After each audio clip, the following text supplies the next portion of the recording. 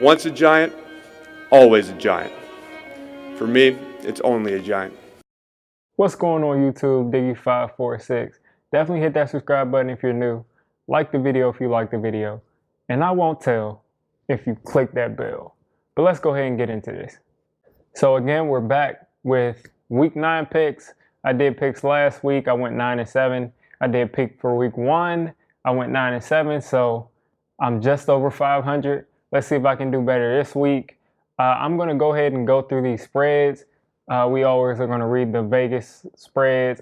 This is DraftKings, so I'll go through game by game, and hopefully I can do better this week. So starting it off, we got the Packers and the 49ers. Now, a lot of people are going to write the 49ers off in this game. I'm not going to write them off. I'm going to say that the 49ers win this game. They are 6-point underdogs, I'm pretty sure. Yep, 6-point underdogs. So I think they're going to win this game. I think they're going to run the ball all day. I think Aaron Rodgers is going to make a mistake.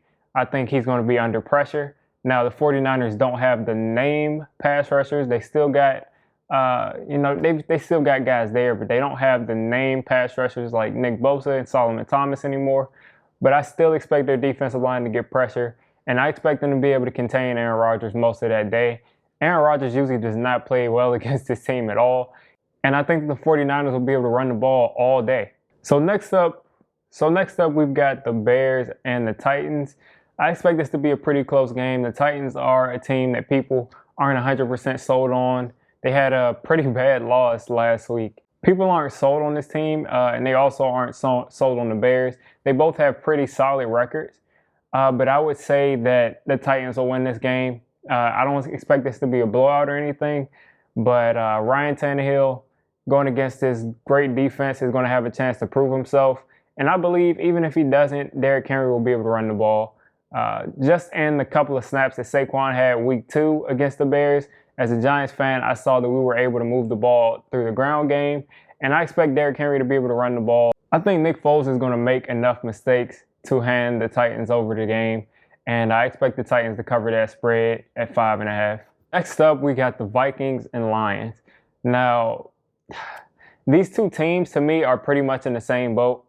They both got a couple of explosive players, and they're pretty much in the same boat. I don't see any of these teams competing with the Packers for first place, and they're very similar to me as far as how good they are. And for some reason, the Vikings are coming in as 4-point underdogs. I don't know how I feel about that. Like I said, I think these teams are very comparable. So all that being said, if I had to pick, I would say that I see the Vikings winning this game. Justin Jefferson is due for another big game. I just see this happening. And they may cover the spread. They might actually cover the spread, but I expect this to be a one-possession game. It'll be won by either a field goal or, 7 points or less. Next up, we got the Giants going up against Washington. And I think that the Giants will be able to pull this game off. They're 3-point underdogs, but they've been playing really great football lately. They've been collapsing in the second halves, and Daniel Jones has been a disaster. But I still think they're a little bit better than Washington. And they've owned Washington, game after game after game. I'll come out with a more detailed video about this game, obviously. For all the Giants fans, subscribe to my channel. But for now, I'll just say that I think the Giants will win this game. Next up, we got the Seahawks and the Bills. I think that the Seahawks are a class ahead of the Bills. The Bills came out really hot with Josh Allen, but he's kind of cooled off lately. And Russell Wilson is still hot. DK Metcalf is on fire. Tyler Lockett, it's only a matter before he comes back on fire. So you got a buzzsaw that they're going to be running into, and I just don't think the Bills are good enough. The Seahawks defense has been playing a lot better. They played a lot better this last game, and if their defense can give them anything, I don't see a lot of teams being able to beat them, and especially not the Bills. Ravens coming in as 2.5-point underdog over the Colts. I think that's kind of disrespectful.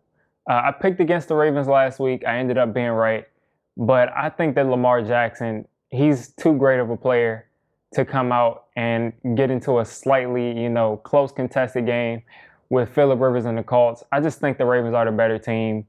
The Colts have shown that they can, kind of go off and get points in bunches, but They haven't done anything so spectacular to where I would say that they will be in the game with the Ravens.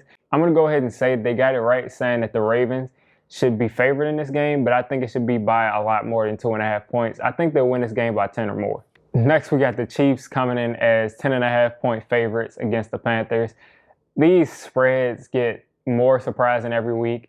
The Panthers have shown to be a solid team, but they've got deficiencies at quarterback. But going against the Chiefs, I mean, you almost have to give it up and say that they'll win by 10. I don't think the Panthers are a bad team at all, but I think that they are lacking just a bit. And the Chiefs seem to be scoring points while they're in a rut right now. And it's only a matter of time. If Sammy Watkins plays this week and they start to get healthier, it's only a matter of time before the Chiefs are back to being as potent as they usually are. And I think this might be the game. I'm picking the Chiefs to cover the spread. They'll win big. Texans and Jaguars. I have the Texans actually covering the spread by 7 points. Deshaun Watson has been kind of having a down year without DeAndre Hopkins. But against the Jaguars, they don't really have much to look forward to now. I just don't see them being able to beat Deshaun Watson even by himself. He makes plays all by himself every game. He's a spectacular player in a horrible situation, but he's good enough by himself to beat the Jaguars by more than 7 points. So they'll cover that spread easily. So Atlanta Falcons are finally favored at 3.5 points over the Denver Broncos. I believe that this is a game that the Broncos could very well win. I didn't expect them to win last week, and they ended up winning. We've got the Chargers, who are professional choke artists, and we've got the king of choke artists down there in Matty Ice. And Matty Ice means that he's freezing up in all of these clutch situations. I think that the Broncos have a shot to win this game. That being said, I got to go with the Falcons. They're the better team.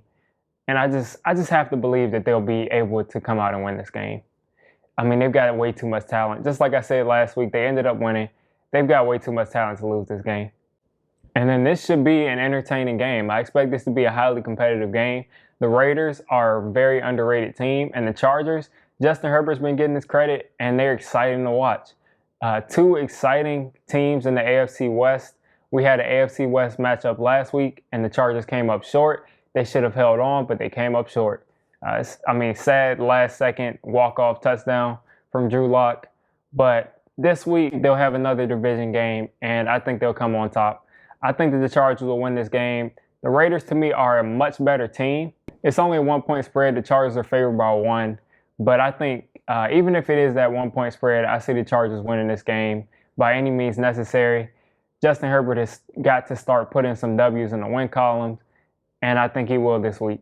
Next, we got the Pittsburgh Steelers going against the Dallas Cowboys. They're favored by 13.5 points, and I think this is the biggest spread of the week. Last week, we got to see Ben DiNucci come out and show off his sidearm throw, and it didn't really work out too well for the Cowboys. I was hoping to see him again. I thought that was, perfect TV to watch. I thought it was great TV to watch, but he's not going to be starting. They're going to be either starting Cooper Rush or Garrett Gilbert. Cooper Rush was in their system last week, so he's probably the guy they're going to go with. I expect either one of these guys to play better than Ben DiNucci, but the thing is, they're not playing against the Philadelphia Eagles. They're playing against the Pittsburgh Steelers, and I expect the Steelers to win this. I expect them to cover the spread. They'll win by 2 touchdowns or more. Their offense has been struggling the last couple of weeks, and they're going to bounce back this week. Their defense has been amazing all year, and I expect them to completely destroy this Cowboys offensive line. They've got all backups pretty much out there. It's really a sad sight to see how much they fell from where they were before, but I don't see the Cowboys having any chance, at all, against this Pittsburgh Steelers defense. Even if they were able to play some defense against the Steelers this week, their offensive line is it's not good. So the Steelers will cover this by 14 or more. Next up, the Dolphins are underdogs, 4.5-point underdogs against the Arizona Cardinals. The Cardinals should win this game, but the Rams got blown out last week by the Dolphins, Jared Goff absolutely, he laid one. He laid an egg, and he was bad. So I don't know how good Tua is. I just don't know. So because I don't know how good Tua is, I know that the Cardinals are, to me, they're an above average team.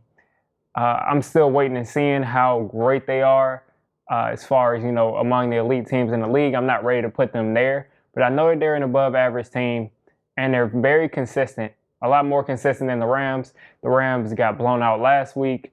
They lost to the Bears, I'm pretty sure. They lost to the Bills.